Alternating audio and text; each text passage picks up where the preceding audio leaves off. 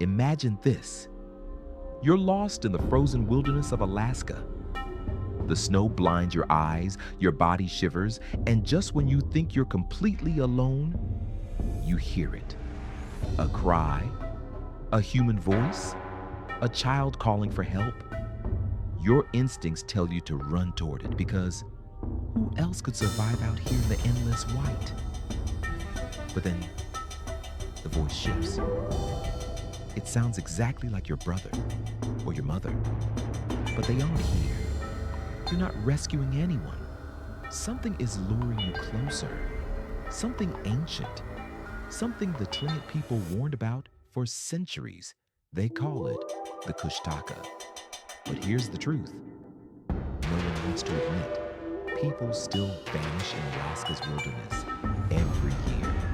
And if you think this is just folklore, wait until you hear what the evidence shows. Question for you. If you heard a loved one screaming in the forest, would you follow the voice? Or would you run the other way? The Kushtaka, translated as land otter people, is no fairy tale.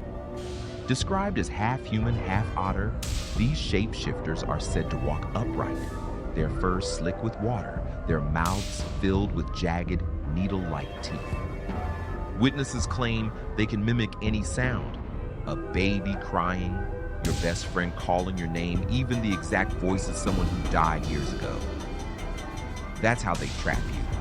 They pull you off the trail, and you're never seen again. One fisherman in 1900 near Thomas Bay swore he saw them crawling from the trees, dozens of them, their eyes glowing yellow, their bodies dripping wet. His account was so disturbing that locals still call it the Bay of Death. Now ask yourself, if the Kushtaka can wear the face and voice of someone you trust, how would you ever know what's real? Here's where it gets darker. In 1908, miner Harry Culp described an attack where his partner disappeared, dragged screaming into the forest by creatures that weren't quite human. Search parties found no trace, not a body, not even blood.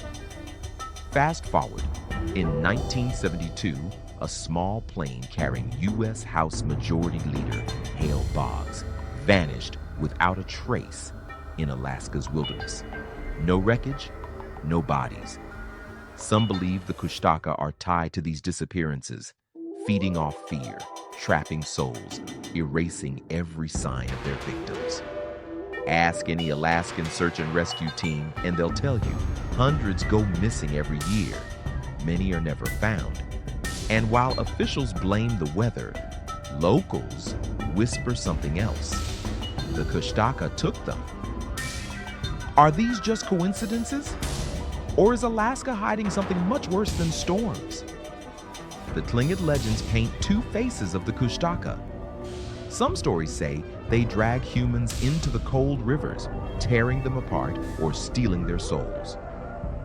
Others claim they can transform victims into more Kushtaka, an endless curse. Missionaries arriving in the 1800s recorded warnings: never travel alone at night, never follow voices near the water. Entire villages refused to fish certain rivers because people never came back. What's chilling is this: the folklore matches perfectly with real disappearing souls, like the infamous Alaska Triangle, where more than 16,000 people have gone missing since 1988. Question: what if those vanishings weren't accidents at all? What if the Kushtaka legend is less a myth and more a survival guide? Even today, reports surface. In 2009, hikers near Ketchikan heard voices calling for help from the trees. When they answered, the voices began repeating their own words back to them. Panic set in, and they fled.